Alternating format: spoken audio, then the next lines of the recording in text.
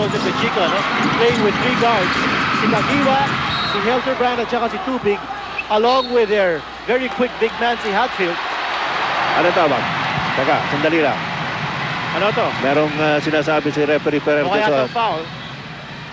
Technical foul on Sunny Hill assistant coach Pino Orange. Si Pino Orange na tawagan. Sabi ka na si Pino Orange tinawagan ng technical foul. Napangiti lang. Yan. Si Coach Pino. natin. UST coach. Championship coach siya. Yes. Incidentally, UST playing San Beda in Sa the linggo. match. Sa linggo yan. And Mark Kagiwa makes the technical free throw and makes it 44-33. Lamang pa rin ang San Miguel ng 11. 44-33. 2 minutes to go here in the second quarter. Ontiveros. Naipit. Pero merong foul. Referee Kalungkagin calling that one. Well, can afford pang Ginebra. Malayo pa sila sa penalty situation with 1:50 to go. Mark Kagiwa ang tinawagan ng kanyang unang personal foul. 14-second shot clock. 14 seconds on the shot clock para sa San Miguel. Dorian Peña. Romel Adukol. Mahina yung pasa. Nakuha ni Rudy Hatfield. Here comes Mark Kagiwa. Kagiwa to Helterbrand. Helterbrand against Racela. Uy, nakita si Tubig. The rebound by Romel Adukol. A minute and 27 to go in second quarter. 11-point lead para sa San Miguel Beer. At habang pumupwesto si Dorian Peña, minamasahe naman siya ni Billy Mamaril. Sabi ni referee Ferrer. Grabe yung physicality, no? At the post. Si Mamaril at saka si Dorian Peña. Alam mo, kanina nakakita natin, no? Napakaganda sana yung play ng Barangay Ginebra. They ran a pick and roll. But instead of the man rolling, getting the ball, they went outside for the open three-pointer. Hindi lang pumasok ni Tubig. Nice intention, pero hindi lang pumasok ni Tubig. Ito si Olsen Racela, pull-up jumper. Malakas. Ay, rebound. Wesley Gonzalez. Dinukot ni Wesley Gonzalez. Ito yung mga unsung heroes, partner. Unexpectedly, Peña, Adukol, and you have Gonzalez. Gonzalez is also doing a good job playing defense sa Kagiwa. And he's getting his play minutes kasi si Danny Singo nakupo. At sabi ni Coach Joseph Pacheco, ba't ko ipapasok mo din si Danny Singo? Ano ba kailangan? Personal foul. So, tsaka naman nilalaro ni Wesley. That is the second foul on Wesley Saka may Gonzalez. injury pa si Sigel, no? So, makakapahinga yung injury niya for a possible 7th game. Alright, mga kaibigan, narito naman ang ating Pony Face-Off. Papapanood po natin. Makikita niyo si Dondon Ontiveros. Iniwanan. At umahabol pa si Eric Big. Kaya po ang ating Pony Face-Off. Catch more exciting Face-Offs brought to you by Pony.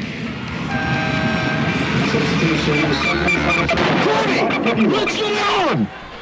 50.7 seconds remaining here in the second quarter. Ang ating score 46-34. Isang dosenang puntos ang inahabol ng Barangay Ginebra. And Billy Mamaril at the line. Dondon Ontiveros. Olsen Racela runs out of space at the sideline. Break ito for Barangay Ginebra. Incidentally, with the time down to less than a minute, Coach Joseph Pacheco puts in his favorite last-second shot maker, si Sunday Salvacion. He can shoot with 10 seconds. Talagang na pwede bumitaw yan ng mga anak natin. Parang tumit, sasaksak. Uy, walang mapuntahan. Linabas kay J.J. Helterbrand, long three. And the rebound. Nabanggaan yung mga malalaking tao doon sa ilalim. Naipit si Sunday Salvacion. At Natawagan. pakasakit, kuya. Substitution, Lordy Tugade for Wesley Gonzalez. Tugade will come in for Wesley Gonzalez on the side of San Miguel. 30-second timeout, San Miguel Beer. Tatawag ng 30-second timeout ang San Miguel Beer with 33.7 seconds remaining here in the second quarter. Put ng Ginebra in any game sa setting ito. Well, only half a minute to go in the second quarter. And nasa San Miguel pa ang bola, Dondon Ontiveros. Etaka na bola against J.J. Helterbrand. Got a pitch from Dorian Peña. Dinabas bigla kay Lodi Tugade. And the 3-second violation is going to be called. Panira na. 3-second violation. Meron na galangan. So with 17.2 seconds remaining in the second quarter, pwede pang makascore dito ang Barangay Ginebra para bawasan ang 12 puntos sa kalamangan ng San Miguel Beer. Maayong gabi ninyo diha sa Kabisayan ug sa Mindanao. Labi na diha sa Kabalian sa Southern Leyte. At umigo diha si Mayor Boy Mortera ug tanan nato mga higala sa Tibok, Southern Leyte. Mabugos nga Region 8 gihap. Didaha Leyte, Samar, Ganbiliran. Maupay gabi ay yung atanan.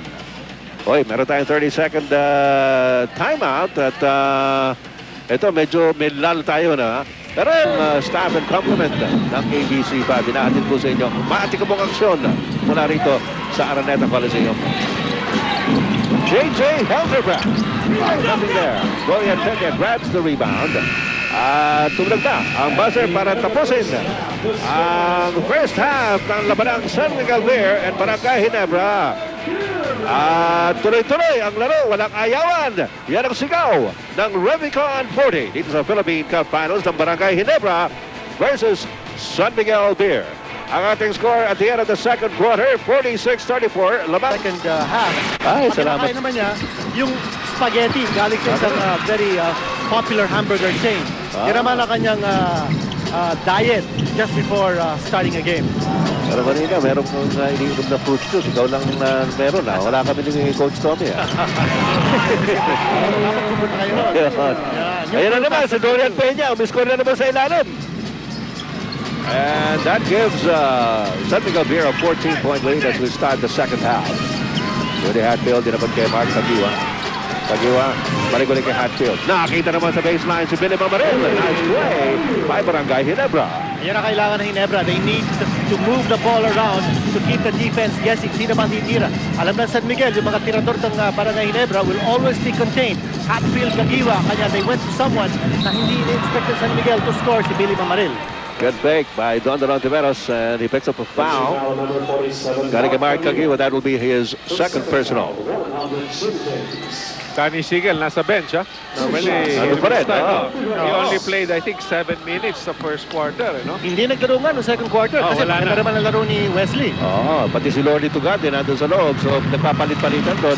Si Wesley at saka si Lordy. No need for Danny Sigel. Umabot ng 14 puntos yata. 16 ang lamang ng San Miguel Beer back in the second quarter. By the way, si L.A. Tenorio nasa loob ng court. Napagkita natin yon.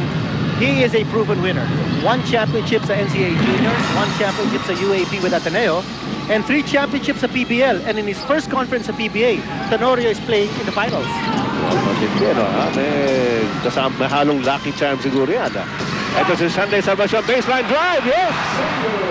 You normally expect Sunday Salvacion to take the outside shot, pero kaya niyang sumaksak din. He's got 10 points in the game now. Taga Surigao yan. Marajao. Marajao na doon sa Injo. Yan sa Surigao. Eric Tenorio. Sumaksak. Pinanan. Wala. Dorian Peña with the offensive rebound. Nabitawan ng bola. It goes out of bounds in favor of Barangay Ginebra. But you can see, nandun na naman si Dorian Peña sa ilalim, Yes, no? oo. Actually, he got a good rebound there. Pero nabitawan lang yung bola. Well, see, Peña excels in a slow down type of game because that's when he can use his width of body, no? And you don't need to play a fast clip. Ganun nga ang tema ng laro. Ito, inatake ni Billy Mamaril si Dorian Peña. And Mamaril scores his 5th point and cuts the lead of San Miguel down to 10. Medyo lumalakas na yung volume level ng mga Barangay Ginebra fans dito. And Mamaril is doing what he needs to do to attack the defense ni Dorian Peña. He's putting the ball on the floor around Peña. Don Tiveros, gikang pagyod sa mambaling diha Sugbo. Hoy, ato mga amigo diha Sugbo. Pohon, ugma pohon ana ami diha kinito moabot down ugma para diha sa boxing sa Sugbo. J.J. Helterbrand inside. And Daniel Defonso gets the rebound para sa San Miguel. Tumatakbo ngayon ng San Miguel. Daniel Defonso gets it back to L.A. Tenorio on Tiveros. Back to Tenorio. Three-point shot. TM3. Atin sa inyo ng TM. Ang pinalakas na touch MOBA. May focus player natin nakatira ng 3-point shot. Sabi niya sa akin, every day, he hits 180, 200 3-point makes. Hindi yung attempts lang, ha? Pero makes. And in that, kailangan. he says he takes all of those shots from 8 different angles around the Uy! three-point area. Samantala si Mark Kagiwa is hammered inside. At hindi pumasok ang tira pero nakakuha siya ng foul. Don Tiveros acknowledging that one. Pero sino ba tinawagan? Si Dorian Peña tinawagan. That will be number 3 on Dorian Peña. Kagiwa only 6 points a game. And that's a far cry from his average sa series. Oo. At alam natin ang Barangay Ginebra likes to get the points from Mark Kagiwa. Hoy, it is now 8:29. Oras na para mag-San Mig Light. San Mig Light, mahaba-habang kulitan. Dagang salamat. Ito si Don Tiveros.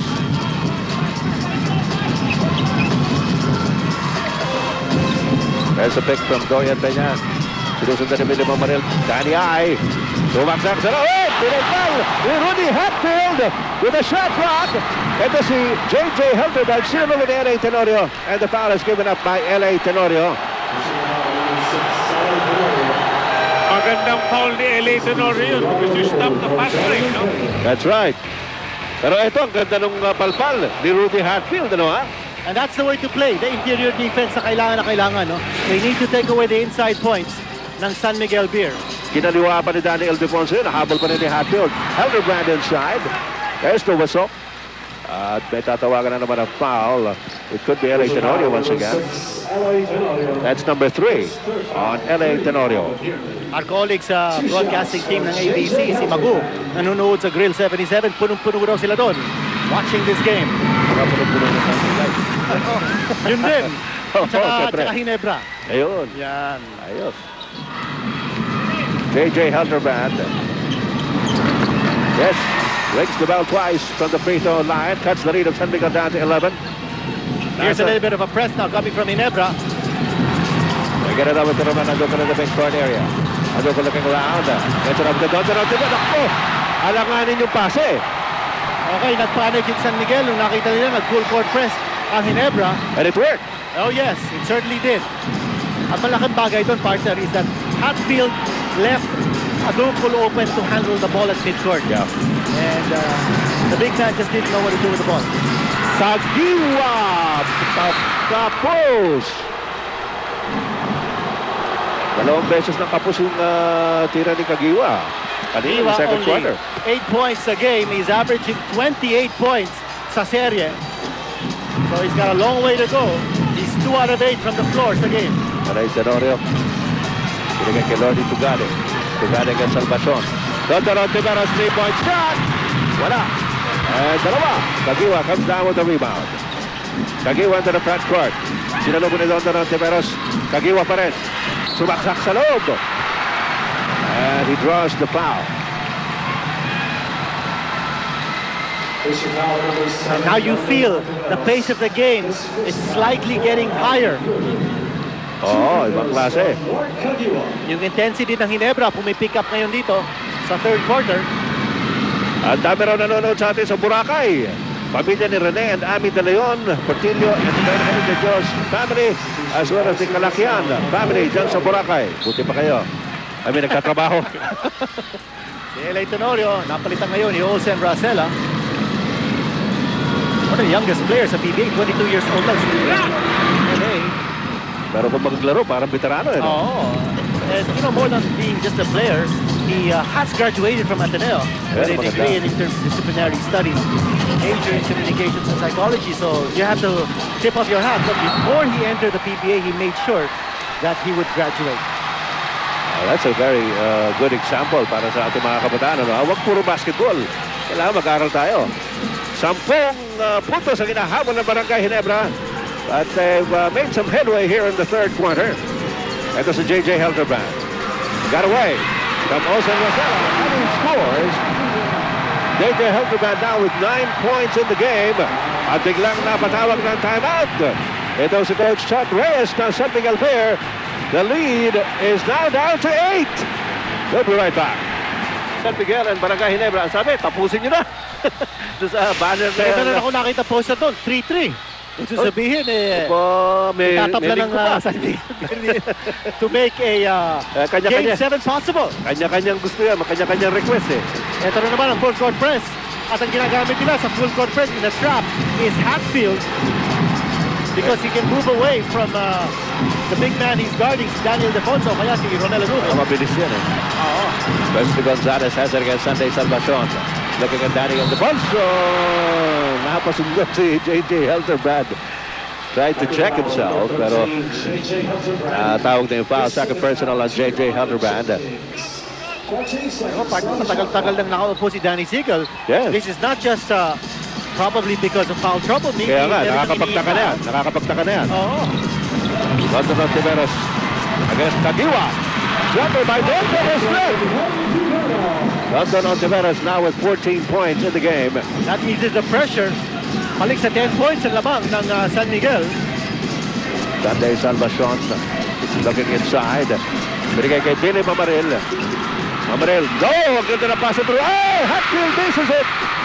And the rebound taken by Danny I to Olsen Rosella forward now to London Ontiveros. Ontiveros is the one taking the scoring cudgels para dito sa San Miguel Beer. Sumasakit si London Ontiveros. Ayun, sa labas kay Olsen Rosella. 8 seconds to go on the shot clock. Rosella inside. And the rebound by Rudy Hatfield. Yan na naman yung interior defense ng Ginebra. Oops. Well, that was a 5-on-4. Yeah. Kanya si Ontiveros giving up the foul. Si Olsen Rosella naiwan dun sa backcourt. Preemptive foul by London Ontiveros. Only his second personal in the game. Ronald Tubid is being sent in by Coach John Wichico para kay Sunday Salvacion. Nakakalahati po ating third quarter ng labanang ito. Ronald Tubid maglalabas ang bola para sa Barangay Ginebra. Mark Kagiwa. Ronald Tubid. Tubid at the baseline. Nilabas ulit kay Kagiwa. Kagiwa sumaksak sa loob. Off the glass. Ayaw. And the rebound taken in by London Ontiveros na dulas pa. Here's Olsen Rosella. Wesley Gonzalez. Humihingi si Daniel Defonso. Good. Binigay na. Against Rudy Hatfield. El Defonso cross court to Rosella. They swing it over to Wesley Gonzalez. Gonzalez inside. Good fake. Miss yung pass si Billy Mamarilla. And Wesley Gonzalez is now in double figures. Ibang klase itong larong ito. Dito talaga namang nagkakadat tumbalelong na ito yung mga tao rito.